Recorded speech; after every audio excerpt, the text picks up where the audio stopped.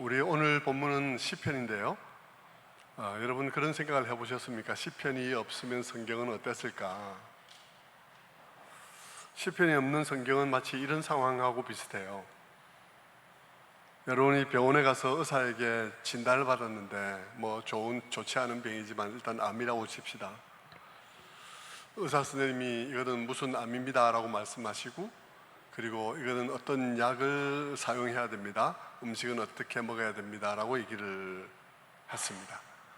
그 얘기를 듣고 돌아오는 사람하고 같은 상황인데요, 의사에게 권위 있는 처방과 또 진단을 받고 집으로 돌아올 때는 이제 뭔가 알아야 할 것들을 많이 안 것처럼 생각이 들 것입니다. 그러나 정작 집에 도착해서 보면 이제부터 내가 부딪히는 상황은, 실제적인 상황은 너무나 세세하고 너무나 구체적이어서 의사 선생님하고 나눈 대화에서 커버가 안 된 거예요.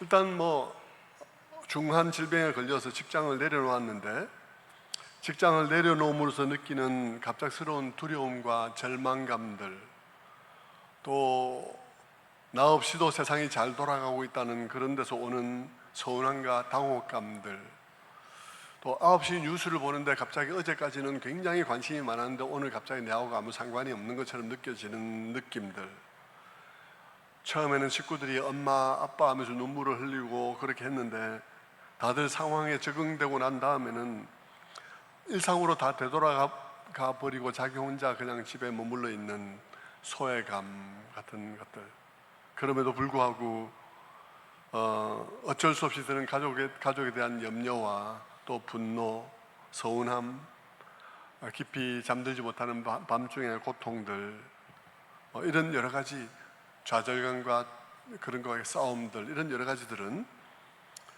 의사가 처방하고 진단을 내릴 때 별 얘기를 안 했는데 실제 투병 생활을 하려고 그러니까 내게 구체적으로 존재하는 실제 상황이고 굉장히 어려운 상황인 것이죠. 그런 것들을 보면 우리가 병과 싸우는 데 있어서도 의사의 진단과 처방도 중요하지만 그 이상의 안내가 필요하다는 사실을 알 수 있습니다. 먼저 그 환자가 이런 병을 앓고 있는 사람이 세상에 나 혼자가 아니며 내가 겪는 이 모든 과정들은 많은 사람들이 공통적으로 다 겪어가는 그런 과정이라는 사실을 아는 것부터가 굉장히 큰 차이를 가져올 것입니다. 만약 사람들이 그 병을 앓고 있는 그 사람이 이 세상에 이 병을 앓고 있는 사람들이 너무나 많으며 또 이 암 환자들이 공통적으로 겪고 있는 과정이라는 사실을 모른다면, 만약 그것이 자기 혼자만이 겪고 있는 불행이라고 생각한다면 너무나 괴롭고 어렵고 힘들겠죠. 간헐적으로 몰려오는 통증은 물론이고 순간순간 내 마음에 몰려오는 감정들까지도 다 모든 사람이 공통으로 겪고 있는 그런 일부분이라는 사실을 내가 아는 것과 모르는 것은 너무나 다른 것이죠. 그것을 알고 내가 내어놓을 수 있으며 공통분모들을 찾아가고 참고할 수 있다는 것과 그것이 나 혼자 겪는 것이라 생각하면서 그것을 숨기려고 애쓰고 자기를 자책하다가 감정을 부인하고 외면하다가 무너져 버리는 것하고는 너무 차이가 있을 것입니다. 그러나 그 사람이 자기가 겪는 모든 그런 과정이 자연스러운 과정임을 알고, 그리고 주변에 자기와 같이 이런 과정을 겪고 있는 사람들이 많다는 것을 알며 그들의 경험담을 듣게 된다면 자기의 상황을 제대로 평가할 수 있게 되고, 좌절하기보다는 나 말고도 이런 일을 겪고 있는 사람이 많구나, 내가 겪고 있는 이 감정이 특별한 감정이 아니고 모두가 다 겪는 자연스러운 감정이구나 하는 것을 알게 되면 위로받고 또 효과적으로 싸워갈 수도 있을 것입니다. 게다가 다른 사람들이 어떻게 싸웠는지를 보게 되면 또 도움도 받을 수 있겠죠. 그러니까 여러분, 이런 것들도 의사의 진단과 처방만큼이나 대단히 중요한 것이라고 우리는 말할 수 있을 것입니다. 시편은 성경 속에서 바로 그와 같은 것입니다. 우리는 시편이 아닌 다른 성경들에서 우리는 아주 중요한 것들을 많이 배웁니다. 굉장히 그래야 하는 것들, 믿어야 하는 것들에 대해서 많이 듣죠. 창세기, 출애굽기, 레위기, 민수기, 신명기 이런 말씀들을 통해서 우리는 하나님이 어떤 분이신지를 들으면서 그분이 어떤 계획을 가지고 계시고 어떻게 일하시는지를 듣습니다. 그리고 그 계획 속에는 그의 아들을 보내실 계획을 가지고 있다는 사실도 우리는 듣게 되죠. 그러면서 우리는 그 가운데서 내려지는 결론들을 받아들이죠. 그건 뭡니까? 믿어야 된다는 것입니다. 그리고 그 하나님이 어떠한 분이신지 우리가 믿어야 되고, 그리고 그의 아들을 보내실 그 아들을 우리가 바라며 기다려야 되고 영접해야 된다는 사실을 듣게 되는 것이죠. 여러분, 그것을 듣는 일, 매우 중요한 일 틀림없죠.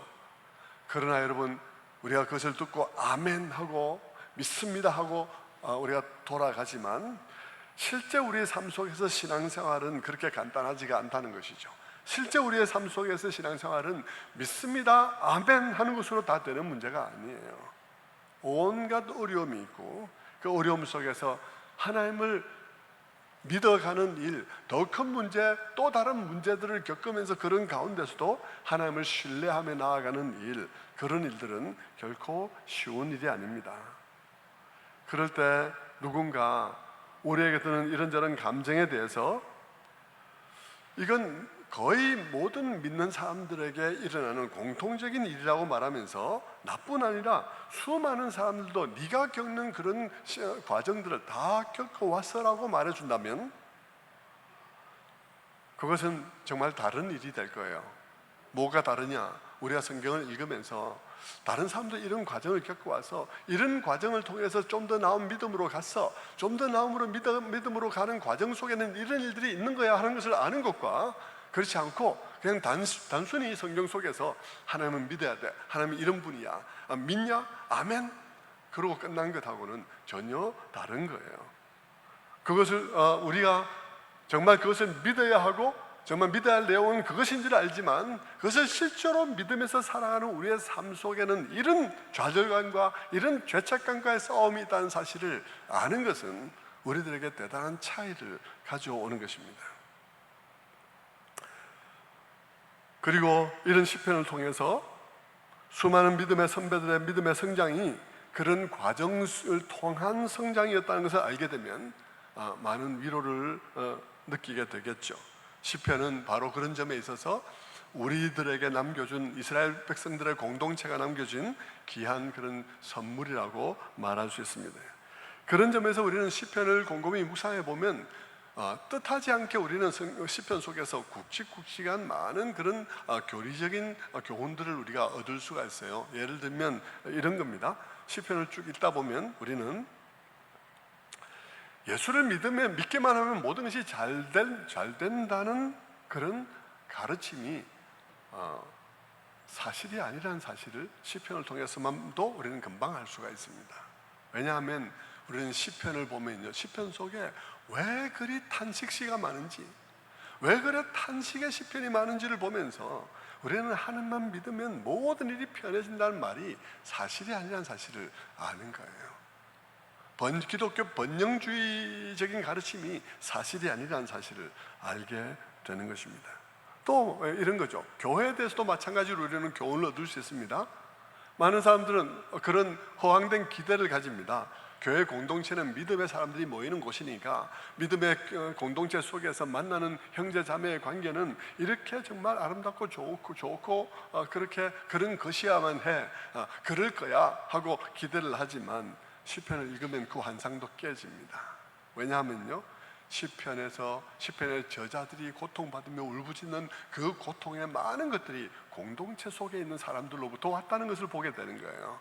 이게 하나님의 백성의 공동체인데 그 하나님의 백성들의 공동체 속에 거의 원수와 같은 자들이 존재하고 있다는 사실을 보면서 그래, 이미 우리가 구원은 받았지만 아직 완성되지 않은 시점에 살아가는 교회로서는 그럴 수밖에 없는 거겠구나 하는 생각을 하게 되는 거죠. 여러분, 이것을 아는 것과 모르는 것은 너무 차이가 나는 거예요. 교회 다니면서 교회는 마땅히 그렇게 그래야 돼 하는 목표치만 알고 그래서 그만 배우고, 형제 자매야, 천국의 그런 그림자야 그러면서 그런 목표치만 배우고 교회에서 생활하다가 형제 자매로부터 상처받고 어떤 어려움들을 딱 겪을 때 사람들은 어떻게 하게 되냐면 이걸 모르면 교회에 대해서 그냥 접어버리고 신앙을 접어버리고 떠나버리고 그렇게 하게 되겠죠.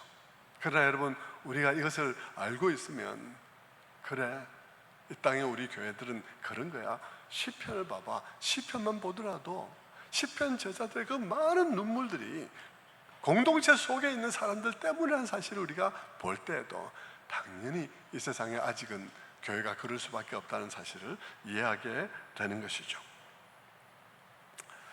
또 시편을 통해서 우리는 이런 것도 배우게 됩니다. 기도하기만 하면 기도한 대로 다 응답될 것이다 하는 그런 생각도 조정돼야 되는 부분이 많다는 사실을 또한 이해하게 되는 거죠. 왜냐하면 시편의 많은 시편들은 왜 아직도 응답하지 않으십니까? 내 기도를 들으시는 겁니까? 이러면서 기도하는 것들이 너무나 많다는 거예요. 너무나 많은 그런 기도의 모습들을 보면서 신자의 삶 속에는 참 기다림이라는 것들이 다 우리의 신앙생활에는 개입되어 있구나, 우리의 신앙생활은 오랜 기다림을 동반하는 것이라는 사실을 또한 배우게 되죠. 우리가 생각할 것들이 참 많지만 그 중에 또 하나, 마지막으로 이 시편을 통해서 일반적으로 우리가 배울 수 있는 것들을 살펴본다면 마지막 하나는 기도 자체를 배울 수가 있습니다. 시편을 통해서 시편은 이렇게 말하는 거죠.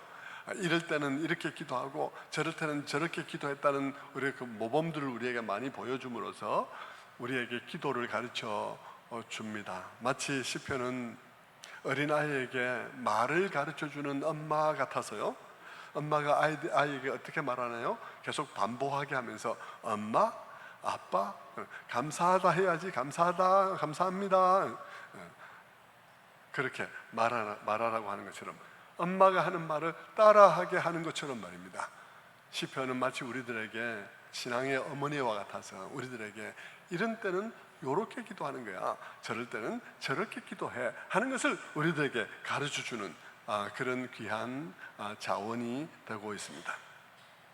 자, 오늘 우리의 본문이 시편인데 오늘 우리의 본문도 우리들에게 또한 그런 면에서 많은 것들을 가르쳐 줍니다. 자, 오늘 우리가 읽은 이 오늘의 본문인 이 시편 42편은 우리들에게 무엇을 보여주겠습니까? 이 시편 42편은 우리들에게 먼저 하나님을 잘 믿는 성도라도 때때로 하나님을 잃어버린 것 같은 시간들, 하나님과의 끈을 놓쳐버린 것 같은 그런 시간들이 있다는 사실을 우리들에게 말해줍니다. 자, 이 사람을 한번 보십시오. 우리는 시편에 이런 안내를 받지 않으면 우리의 신앙생활은 항상 좋은 상태에서 계속되어질 것이라는 착각들을 하고, 그런 만큼이나 그렇지 않으면 우리의 마음속에 큰 그런 자책하는 마음들을 많이 가질 수 있는데, 우리는 그런 감정들을 조금 실제적으로 조정하는 일들을 시편을 통해서 할 수 있는 것이죠. 여러분, 오늘 이 시편의 저자는 어려움 속에 있는데요, 그리고 하나님을 지금 어떻게 만나지 못해서 하나님 지금 어디 계십니까? 사슴이 시냇물을 찾는 것처럼 헐떡거리면서 하나님을 찾는 모습으로 자기 자신을 묘사하고 있습니다. 그것을 통해서 하나님을 잘 믿는 성도라도 때때로 하나님을 잃어버린 것 같은 시간들이 있으며, 또 하나님과의 끈을 놓쳐버린 것 같은 그런 시간들이 있음을 보여주는 것이죠. 여러분, 이 시편의 저자 보십시오. 이 시편의 저자가 불신자가 아니에요. 이 사람도 신자입니다. 그리고 이 사람도 성경을 쭉 읽어보면 교회 생활을 착실하게 해왔고, 또 살아계신 하나님을 만난 경험도 있으며, 또 그 안에서 성령으로 기뻐했던, 교제 가운데서 기뻐했던 날들이 있었던 사람이라는 사실을 알 수 있습니다. 그런데 그가 지금 하나님으로부터 끊어진 것 같은, 찾아도 하나님이 어디 계신지 알 수 없는 그런 영혼의 어두운 밤과 같은 시간을 보내고 있다는 사실을 알 수가 있죠. 마치 시장을 나갔다가 엄마의 손을 놓쳐버린 아이의 당황스러움처럼 살아계신 하나님을 잃어버린 것 같은 느낌 속에서 고통스러워하고 있는 오늘 시편의 저자를 우리가 보게 되는 것입니다. 성도 여러분, 그가 무엇을 특별히 잘못해서 그런 일이 벌어진 것 같지는 않아요. 왜냐하면 본문에 그런 얘기가 없기 때문입니다. 다윗의 경우라면 죄를 짓고 말할 수 없는 죄책감으로 말미암아 울부짖으면서 하나님 내게 그 잃어버린 기쁨, 구원의 기쁨을 회복시켜 주십시오 하고 그렇게 기도하는 대목들이 있지만, 오늘 본문에서는 그런 이 저자가 자기가 특별히 하나님 앞에 그렇게 고백할 그런 것이 없다는 사실을 우리가 보게 되죠. 그러니까 죄를 짓지 않고도 우리 신자의 삶 속에 영혼의 어두운 밤과 같은 시간이 혹 올 수가 있다는 사실을 성경 속에서 보게 되는 것입니다. 누군가는 죄를 지어야 그런 일이 생긴다고 생각하고, 그런 일이 있으면 너가 무슨 죄를 지었겠지라고 생각하는 경우들도 많이 있습니다만, 또 그럴 경우, 실제로 그런 경우들도 많이 있겠고요. 죄는 우리들에게 어두움을 가져오니까 그럴 수 있죠. 그런데 오늘 시편은 그렇지 않고도 그럴 수가 있다 하는 사실을 우리에게 보여주는 것입니다. 때로는 우리는 신앙생활 잘 하다가도 나의 죄가 아닌 어떤 일로 무언가가 어려움에 봉착할 수가 있습니다. 삶 속에 어려움이 닥치면 우리의 마음이 쫙 가라앉는 경우들을 만나게 되죠. 신앙생활 잘했지만 교회 공동체 속에서 누군가의 관계가 꼬이면서 굉장히 마음에 무겁고 가라앉는 경우들을 또 경험할 수도 있습니다. 그런 상황에서 또 누군가가 다가와서 너 하나님 잘 믿는다며, 그런데 네가 왜 이런 일을 겪는 거야? 네가 예배하던 하나님 지금 어디 계신 거야? 이렇게 말하는 경우들도 또한 나오는 것이죠. 그럴 때마다 또 사탄도 우리를 가만두지 않을 거고 말입니다. 그런데 여러분, 그럴 때 이런 시편이 없으면 어떻게 될까요? 우리가 하나님을 잘 믿어야 된다는 것만을 배우고, 그리고 정말 그것만 알고 우리가 잘 믿게 되는 과정 속에 어떤 과정들이 있다는 사실을 우리가 알지 못한다면, 우리가 영적인 슬럼프를 겪을 때 우리는 어떻게 될까요? 우리는 말할 수 없이 자기 자신을 자책하면서 자기를 정죄하고 말 것입니다. 그런데 감사하게도 우리는 이런 시편을 통해서 우리는 무엇을 보나요? 신앙생활을 잘해도 영혼의 슬럼프가 올 수가 있구나 하는 생각을 하게 되는 것이죠. 오히려 그것을 알게 되면서 우리의 관심이 내가 무슨 일 때문에 이런 슬럼프가 왔지? 라고 생각도 하지만, 또 다른 한편 이런 슬럼프에 다른 사람들은 어떻게 했나 하는 것을 또한 살펴볼 수도 있게 되는 것입니다. 성도 여러분, 오늘 이 시편의 저자에게도 어려움이 찾아왔습니다. 그런 상황에서 그는 하나님을 간절히 찾고 있습니다. 얼마나 간절하게 찾고 있는지 이 시편의 저자는 이렇게 고백하죠. 1절 말씀에 사슴이 시냇물을 찾기에 갈망한 같이 내 영혼이 주를 찾으며 찾기에 갈급하나이다. 그는 자기 자신이 목이 말라서 물을 찾고 있는 사슴과 같은 신세라고 묘사를 하고 있습니다. 여러분, 지금 이 무대가 중근동 지방입니다. 근동 지방이죠. 중근동 지방의 날씨 가운데서 목이 말라서 물을 찾는다. 여러분, 그 목이 말라서 물을 찾는 사슴이 그려지나요? 그 심정이 그려집니까? 여러분, 중동 지방에서요, 이 목이 마르다는 것은, 물이 없다는 것은, 그것은 엄청난 공포예요. 그것은 거의 죽음과 같은 공포입니다. 제가 중동에 있어 봐서 아는데, 여러분, 중동 지방에서는요, 사막을 이렇게 차를 타고 가다가도 모래바람이 불면서 길이 끊어지고 길이 안 보이고 이런 상황이 딱 되면 제일 먼저 기름이 얼마 남았지 하고 기름을 딱 쳐다봅니다. 기름을 쳐다보고 그 다음에 물이 어떻게 됐을지는 물을 쳐다봅니다. 물이 그냥 없다. 그것은 굉장한 공포로 다가옵니다. 그것은 그냥 물이 없다가 아니에요. 그냥 생명이 왔다 갔다 할 정도의 굉장한 공포로 다가오게 됩니다. 여러분, 이 중동 지방, 그 지방에는 와디라는 그런 건천이 있습니다. 이 비가 억수같이 쏟아질 때만 물이 흐르는 강이 있어요. 그리고는 너무나 덥기 때문에 그 비도 많이 안 오고 하기 때문에 그냥 말라버리죠. 말라버리면요, 강도 마르는 곳이기 때문에 여러분, 거기에 물을 찾을 수가 없죠. 물을 찾을 수 없는데 거기에서 지금 사슴이 우리나라 같으면 뭐 여기로 좀 뭐 2km 뛰면 물이 있잖아요. 저쪽으로 2km 뛰어도 물이 있잖아요. 근데 거기는 물을 어디서 찾아야 될지를 알 수 없는 곳이에요. 골짜기라고 물이 있는 게 아니거든요. 그러니까 여러분, 거기서 목이 마르다는 것은 거의 죽음과 같은 공포예요. 그러니까 사슴이 물을 찾을 때 그 심정이 얼마나 절박하겠습니까? 시편의 저자는 자기 자신이 그렇게 하나님을 찾고 있다고 고백하는 것입니다. 하나님 어디 계세요? 제 영혼이 목말라 죽을 지경입니다. 하나님 한 번만이라도 만나주세요. 나 여기 있다고 말씀해 주세요. 내 영혼이 죽을 지경입니다. 마음이 절박한 것이죠. 그래서 2절에 그는 이렇게 말합니다. 내가 어느 때에 나아가서 하나님 앞에서 배울고 사람들이 종일 나더라 하는 말이 네 하나님이 어디 있느냐 하니 내 눈물이 주야로 내 음식이 되었도다. 사람들은 그를 조롱하고 너가 그렇게 예배하고 경건한 척 하더니 네가 예배하던 하나님 지금 어디 계시냐고 그렇게 말하고 있습니다. 하나님 한 번만 저를 만나주세요. 제가 변명도 못하고 종일 눈물이 내 밥이 되었습니다.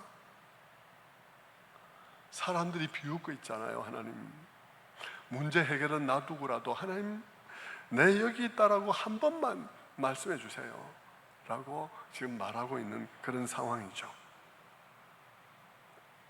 성도 여러분, 우리에게는 때때로 이런 영혼의 어두운 밤 같은 시간이 올 수 있습니다. 때로는 우리의 죄 때문에, 때로는 우리가 우리의 잘못이 아닌 어떤 상황 때문에도 우리 영혼의 어두운 밤과 같은 시간이 올 수 있습니다. 한때 성령 충만해서 마음은 기쁨이 충만했을 때도 있었고, 그로 인해서 이 시편의 저자처럼 자기를 주님께로 다른 사람을 인도한 일도 있었는데, 그런 성도임에도 불구하고 영혼의 어두운 밤, 하나님을 잃어버린 것 같은 시간이 존재하는 것입니다. 그럴 때 우리는 두 가지를 조심해야 되는 것입니다. 첫째는 그 상황을 벗어나는 데만 너무 초점을 두어서 조급한 그런 해석들을 늘어놓는 일을 하지 않아야 합니다. 성도들 중에는 이런 류의 상황을 맞게 되면 성급하게 이 페이지를 접고 다음 페이지로 넘어가기 위해서 무리한 해석을 막 해야 되는 경우들이 있습니다. 하나님께서 이래서 그런 거야, 하나님이 저래서 그런 거야, 하나님이 이렇게 하고 계신 거야, 그런 수많은 말들을 하기보다 그렇게 하다 보면 잘못하면 신앙이 더 나빠질 수도 있습니다. 너무 안 맞으니까요. 성도 여러분, 그렇게 하지 말고요, 오히려 그렇게 단순하게 그 상황에서 벗어나려고 하기보다 그런 상황 속에서도 하나님께서 함께 하실 수 있으며 그 시간을 우리들에게 성숙과 성장을 이루도록 역사하실 수 있다는 하나님께 더 신뢰를 조용히 보낼 수 있어야 하는 것입니다. 그것이 우리에게 훈련이 되어져야 하는 거예요. 영혼의 어두운 밤과 같은 그런 시간에도 어떤 면에서 그 영혼의 어두운 밤이 우리에게 필요해서 모든 신자들에게 허락하시는 시간이 될 수 있기 때문인 것입니다. 여러분, 이 영혼의 어두운 밤이라는 이런 표현은 16세기에 기독교 신비주의자들에서 쓰이기 시작했는데, 물론 신비주의자라서 다 나쁜 것은 아니고요, 그런데 그들이 특별히 신앙생활을 하면서 신앙생활의 깊은 것들에 대해서 많은 관심을 가지고 생각했던 사람들이죠.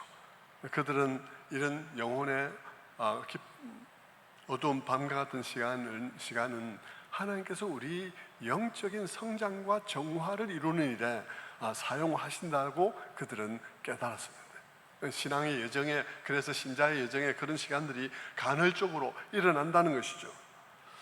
하나님께서 어느 날 갑자기 그동안에 우리들에게 허락하셨던 자신의 임재와 또 우리 삶 속에 있는 그런 기쁨들을 걷어가시고 갑자기 우리 영혼의 공허함을 경험하며 혼란스럽고 불확실한 느낌들로 가득 찬 시간들을 허락하신다는 것입니다. 홀로 버림받은 같은 느낌들을 가질 수 있다는 거예요. 그런 동안 개인은 깊은 영적인 어둠과 절망적인 느낌들을 느낄 수 있겠죠. 불확실성과 또 의심과 싸우는 그런 시간들, 힘겨운 시간들이 될 것입니다. 지금까지 우리가 믿어왔던 것들, 하나님께서 믿어왔던 것들을 가지고 막 적용을 하면서 이렇게 해봤지만 결국 그것으로 해석이 안 되는, 그것으로 해결이 되지 않는, 내가 이해해왔던 것들의 끝자락까지 내가 가서 서 있는 그런 벼랑 끝에 서 있는 것 같은 느낌들을 갖게 할 때들이 있는 것입니다. 자, 내가 이해해왔던 모든 것들, 하나님에 대해서 내가 이해해왔던 모든 것을 가지고 이해하려고 노력하고 그렇게 했는데도 해결이 안 되는 상황 속에 갔으니까 내가 그 끄트머리에서 이제 하나님께서 특별한 은혜로 내가 지금까지 이해했던 하나님에 관한 그 이해들이 폭을 확 넓히는 일들이 일어나든지 아니면 벼랑으로 떨어지든지 둘 중에 하나가 일어날 수밖에 없는 나의 모든 이해의 경계선까지 와 있는 그런 상황에 있게 되는 것이죠. 그 믿음의 선배들은 공통적으로 그렇게 고백을 합니다.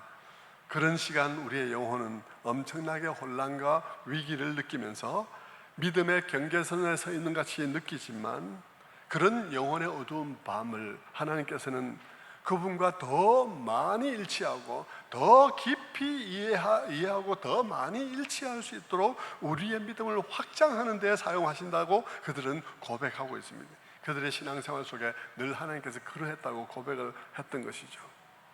그들은 이런 경험들을 통해서 영혼이 정화되고 자기를 깊이 돌아봄으로써 영혼이 정화되는 경험을 하게 되고, 하나님께서는 또한 그런 시간을 통해서 하나님의 은혜와 사랑에 대한 우리의 이해를 더욱더 심오하게 확장시켜 줌으로써 이전에 결코 이르지 못했던 하나님에 대한 이해의 자리에까지 확장해 나아갈 수 있도록 해 주신다는 것이죠.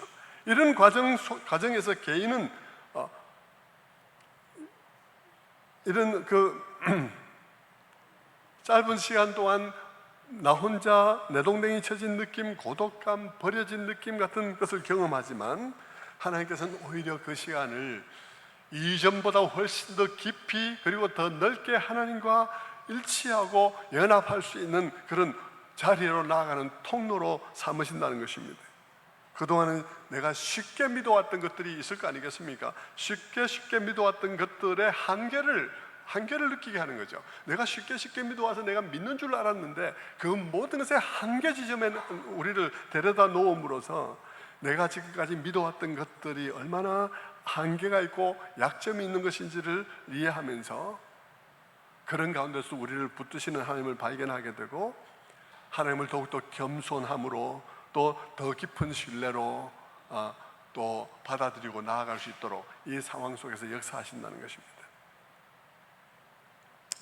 그들은 이런 시간이 어렵고 힘든 경험이 될 수 있지만 그러나 하나님께서 하나님과 더 넓게 더 깊이 연합할 수 있는 통로가 되어지는 시간들임을 믿기 때문에 오히려 그 시간이 정말 빨리 이 시간이 지나가 버리는 데만 초점을 두지 않고 신뢰하고 그 시간 속에서 주님을 바라보는 훈련들을 해갔던 것입니다. 저는 이 시편을 읽을 때 그런 믿음의 선배들의 조언들을 잘 기억하는 것이 좋다고 생각합니다. 이 시간을 단순히 빠져나와야 될 불필요한 시간으로 여기지 아니하고 이 밤 같은 시간이 지난 후에 오히려 우리가 우리의 영혼이 하나님을 더 깊이 이해하고 하나님과 더 깊이 하나 되어 있는 자리에 가 있게 될 것이라는 믿음 속에서 이 시간 속에서도 기도하며 하나님께 나아갈 수 있게 되어야 하는 것입니다. 기대와 믿음 안에서 오히려 더 간절하게 기도하는 시간, 그런 시간으로 삼을 수 있어야 하는 것이죠. 그렇게 하면 그 시간은 우리의 기도가 더 깊어지고 더 자라는 시간이 되어질 뿐만 아니라 하나님에 대한 우리의 이해가 기존 이해의 경계를 넘어가게 되는 그런 시간이 되기도 하는 것입니다. 성도 여러분, 여러분들은 여러분의 삶 속에 있는 그런 영혼의 어두운 밤을 가지고 오는 그런 고통과 그런 시간들이 그런 시간이 될 수 있도록 관리할 수 있게 되기를 바랍니다. 성급하게 그 시간에 종교를 도모하지 마십시오. 성급하게 왜 기쁨을 못 느끼냐, 기뻐하라 했는데 그러면서 기뻐하는 신용을 한다거나 일부러 막 얼굴을 잡아당기면서 웃는 얼굴을 한다거나 그렇게 아주 쉬운 그런 성급한 그런 종교를 도모하지 마시고요. 그 모든 것들이 그 마음속에 있는 기쁨들, 그 모든 것들이 하나님에 대한 더 심오하고 깊은 이해가 바탕이 되어질 때 거기서 올라오는 기쁨이어야지 얼굴에서 표정으로 만들어내는 기쁨이어서는 안 되는 것 아니겠습니까? 그러니까 우리가 하나님에 대해서 더 깊이 그런 시간에 좀 더 새로운 각도에서 하나님을 알아가는 시간으로 만들어야 하는 것입니다. 또 하나 중요한 것은 이건 실제적으로 어떤 분이 자기의 경험을 이런 시간을 통해서 남겨두었는데요. 제가 그것을 보면서 제가 참 마음에 감동을 받아서 제가 여러분들에게 전달해 드리겠습니다. 그분은 이 영적인 어두운 밤에 결코 우리가 공동체와의 끈, 공동체를 섬길 수 있는 끈을 놓지 말고 마지막 끈을 끊지 말고 남겨두는 일이 굉장히 중요하다는 그분의 고백을 얘기를 하더라고요. 자, 그분은 이제 어떤 얘기냐 그러면 청년 때 자기가 영혼의 어두운 밤을 경험하게 되었다는 것입니다. 공교롭게도 자기 친구도 같이 그때 엄청난 어떤 사건을 통해서 그 영적인 어두운 밤을 경험하게 되었던 것이죠. 그러니까 그러면 여러분 그런 일들을 겪으면 어떻습니까? 보통은 뭐 말씀이 잘 귀에 안 들리고 예배도 정말 드리기가 너무 어렵고 하나님이 어디 계신지 모르겠고, 그러면 사람들이 제일 먼저 교회에서 맡았던 나의 책임들을 내려놓습니다. 교사를 내려놓고 청년부 회장 내려놓고 다 내려놓는 방식들을 사람들이 취하게 되죠. 그 두 사람이 이 사람은 그런 상황 속에서 정도 많고 또 책임감도 조금 있고 해서 그 교회를 섬길 수 있는 끈을 놓지는 않으면서 굉장히 힘들어하면서 그렇게 그 시간을 보냈대요. 그런데 자기의 친구는 그 시간을 아주 쿨하게 그냥 모든 것을 내려놓은 것입니다. 나는 지금 도저히 못하겠으니까 내려놓겠다고 내려놓은 것입니다. 내려놓았는데 여러분, 이 어두운 밤의 시간은 지나가게 되어 있죠. 좀 있으면 그 밤을 지나고 나서 보니까 그 친구는 다 내려놓고 그 시간을 지나고 나니까 그 친구는 교회에서 완전히 소외돼가지고 교회 아웃사이드처럼 되어져 있고 다시 시작하려니까 새 가족같이 시작해야 되는 그런 자리에 가 있더라는 것입니다. 그런데 자신은 그 영혼의 어두운 밤에도 불구하고 공동체와의 관계, 그 사역의 끈들을 남겨놓았기 때문에 어려운 시절이 지나가자 곧바로 그 사역과 관계들을 통해서 급속히 신앙을 공동체 중심으로 끌어올리는 데에 어려움이 없었다는 것입니다. 그 힘겹긴 했지만 그래도 공동체와의 그런 관계들을 남겨놓았더니 그것이 나중에 신앙이 급속도로 회복되는 고속도로가 됐다는 것이죠. 그게 있으니까 그게 고속도로가 되더라는 거예요. 그런데 모든 끈을 다 놓아버리니까 모든 것이 끊어져서 새 가족과 같이 되어진 자리에 가 있더라는 것이죠. 그래서 그분의 조언이 뭐냐 그러면, 만약 여러분이 그 영혼의 어두운 밤과 같은 시간을 맞는다면, 그리고 그 시간 동안에 여러분의 믿음이 여러분 자신을 지탱해 주지 못할 것으로 생각된다면 교회에서 받은 직분과 교회 속에서 책임을 가지고 그 책임이 당신을 이끌어 가도록 자기를 맡겨 놓으십시오. 이렇게 이제 그분은 조언을 하고 있더라고요. 저는 참 보면서 정말 그렇겠다는 생각을 했습니다. 네. 말씀을 정리를 해보시다. 정리하면서 제가 바로 끝내는 것이 아니라 두 가지 말씀을 하면서 마무리를 해야 되겠는데요. 시편은 우리에게 마치 엄마가 어린아이에게 그러하듯이 기쁠 때 슬플 때 어떻게 표현해야 되는지, 그리고 어떻게 해야 되는지를 엄마가 아이에게 말을 가르치듯이 그렇게 가르쳐주는 것이라고 말씀을 드렸습니다. 우리가 이 말씀을 마무리하면서 주목하는 것은 두 가지인데요. 하나는 이 시편의 저자는 이렇게 힘겨운 가운데서도 이 시편의 저자는 기도를 쉬지 않고 있다는 것입니다. 그래서 또 아주 간절하게 기도를 하고 있는 거예요. 첫 절부터가 그렇지 않습니까? 1절에 하나님이여 사슴이 시냇물을 찾기에 갈급한 같이 내 영혼이 주를 찾기에 갈급하나이다. 2절 내 영혼이 하나님과 살아계시는 하나님을 갈망하나니 내가 어느 때에 나아가서 하나님의 얼굴을 배울까.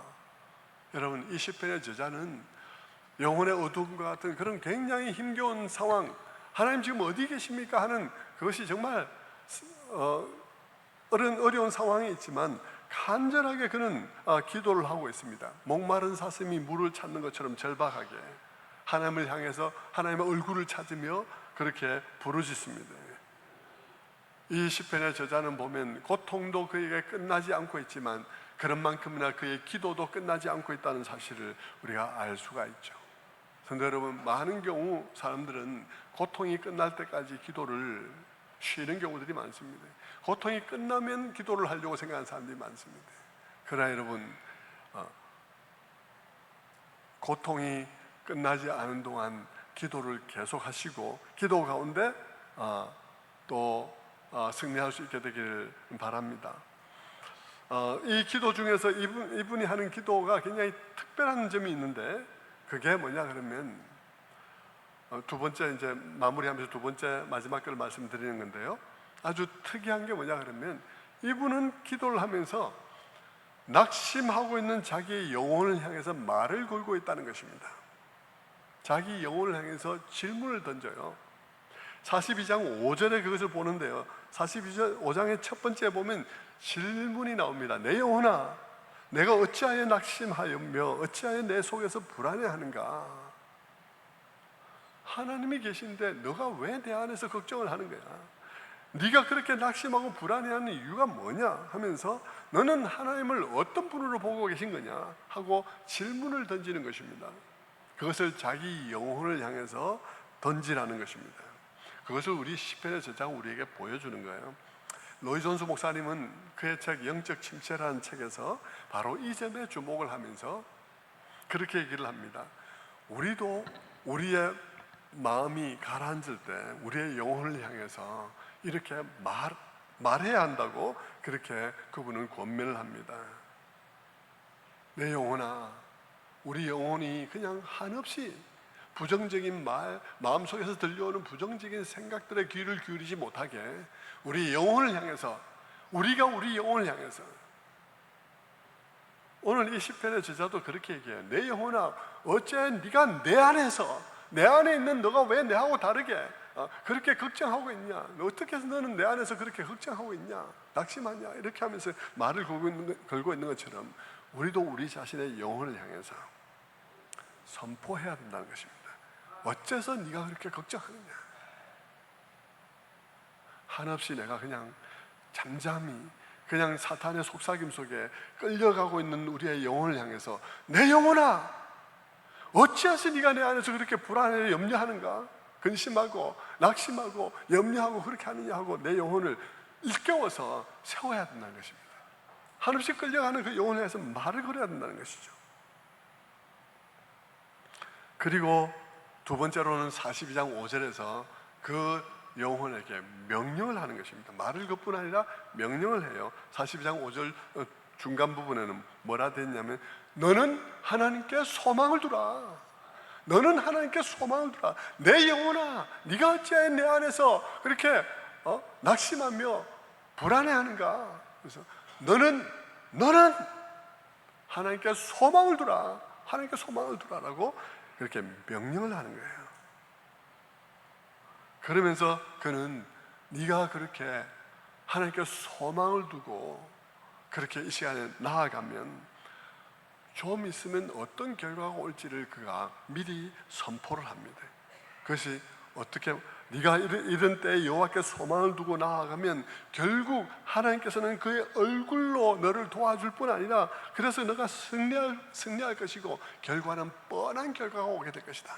그 결과는 뭐냐 그러면 네가 하나님을 다시 노래하고 있을 것이다. 네가 하나님을 다시 노래하게 하고 있을 것이다. 그것이 네가 하나님께 소망을 두면 곧 너에게 닥칠 미래라고 그렇게 말해주는 것입니다. 성도 여러분, 아까도 말씀드린 것처럼 이 시편은 우리들에게 마치 엄마가 아이에게 말을 가르쳐주는 것처럼 우리들에게 그렇게 가르쳐주고 있는 말씀이에요.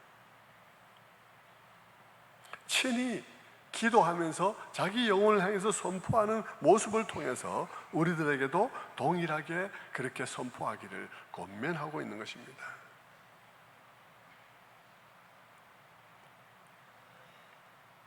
성도 여러분, 이 시편의 저자는 너가 그렇게 하나님께 소망을 두면 좀 있으면 너가 이 모든 정말 하나님께 끊어진 것 같고 아무것도 할 수 없는 이런 상황이지만 좀 있으면 너가 하나님을 찬양하고 있을 거야 라고 선포를 하는 것이죠.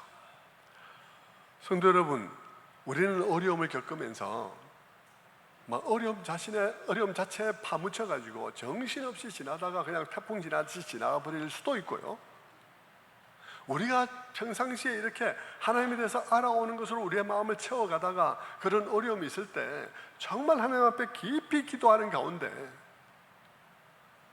우리 영혼에게 이렇게 말할 수도 있어요. 야, 하나님 지금 살아계셔. 하나님 우리를 버리지 않았어. 이런 영혼의 어두움 같은 것들이 내게만 있는 게 아니야. 많은 사람들이 있었어. 그리고 우리 믿음의 선배들이 다 겪었던 일이야. 그분들이 이 시간들이 우리로 하여금 하나님을 더 깊이 알고 더 깊이 경험하고 더 깊이 그렇게 알아가는 시간이 되게 하는 것이었다고 그렇게 고백했잖아. 우리에게도 그런 시간이 될 거야. 이 어려움의 시간을 통해서 하나님께서 우리에게 이전에 내가 깨닫지 못했던 그런 하나님, 이것 아니면 알 수 없었던 그런 지경에까지 하나님을 알아가는 그런 일들이 되게 하실 거야. 그러면서 하나님 그렇게 하실 거죠. 하나님 그렇게 하실 거죠 하면서 우리가 기도하면서 나아가다가 여러분 좀 이따가 영혼의 어두운 밤이 지나가고 실제로 우리가 이 시편의 저자가 말한 것처럼 너가 소망을 두고 그렇게 나아가면 너가 좀 있으면 찬양하고 있을 거야 라고 말한 것처럼 우리 자신들이 바로 그런 하나님 앞에 감사하는 자리에 가 있는 것을 보게 되면 이 두 차이는 너무나 큰 거예요. 정신없이 태풍 맞아서 그냥 정신없이 지나가다가 아이고 이제 끝났구나 지나갔구나 하는 것하고 여러분 그런 시간 하나하나를 정말 내공을 쌓은 사람처럼 어려움 속에서 기도하면서 그런 가운데서도 이 시간조차 하나님께서 나와 함께 하시는 시간이며 하나님께서 이 시간을 통해서도 나의 모든 깨달음을 깊이를 더하고 넓이를 더하여 나로 하여금 이전과는 비교할 수 없는 방식으로 하나님을 더 이해하고 그분과 더 넓고 깊게 일치하게 하는 일들을 이루실 것이야 하는 사실을 내가 선포하고 그리고 그 기도하며 그 시간을 통과해서 그것을 보는 것은 너무나 다른 것이에요. 그냥 태풍이 그냥 지나가는 것하고는 다른 거예요. 그것을 여러분이 경험해 보셔야 되는 거예요. 그렇게 해가면서 그렇게 기도하면서 그것을 경험해 갈 때 하나님에 대한 깊은 신뢰가 이만큼 더 확보가 되는 것입니다. 그렇지 않고 그냥 막 어려움이 오는 대로 막 고통받으며 그냥 뭐 정신없이 하다 지나버리면 태풍이 우리의 영혼의 태풍이 아무런 의미가 없어요. 우리들의 그냥 왔다가 정신없이 지나간 것이죠. 그러나 여러분 이렇게 그런 가운데서도 하나님의 신실하심, 하나님의 선하심 안에 굳건히 서서 이 시간도 하나님께서 관리하시는 시간이야. 이 시간은 자기의 아무런 잘못이 없는 사람들도 이런 시간들을 겪었던 일들이 많았어. 이런 영혼의 어두운 밤을 통해서 영혼이 정화되어지고 하나님과 더 깊은 일치를 이루는 일들이 많았어. 내게도 그런 일이 일어날 거야. 그러면서 그 시간 하나님을 신뢰하면서 그 시간을 통과하면 그 통과하는 순간 하나님이 나에게 이만큼 엄청나게 이제는 내게 이해되고 함께 그 일치를 이룰 수 있는 부분들이 그만큼 넓어지는 것이죠. 그것은 우리들에게 엄청난 자산이 되는 것입니다. 성도 여러분, 저는 여러분의 신앙생활의 연수만큼이나 그런 고난과 혹은 또 영혼의 어두운 밤의 시간을 통해서 여러분이 하나님의 신실하심의 근거에서 여러분의 영혼에게 예언하며 너는 이렇게 될 것이야 라고 말하면서 거기에 의지해서 나아가서 승리를 거두는 것을 맛보는 그런 여러분들 다 되시기를 바랍니다.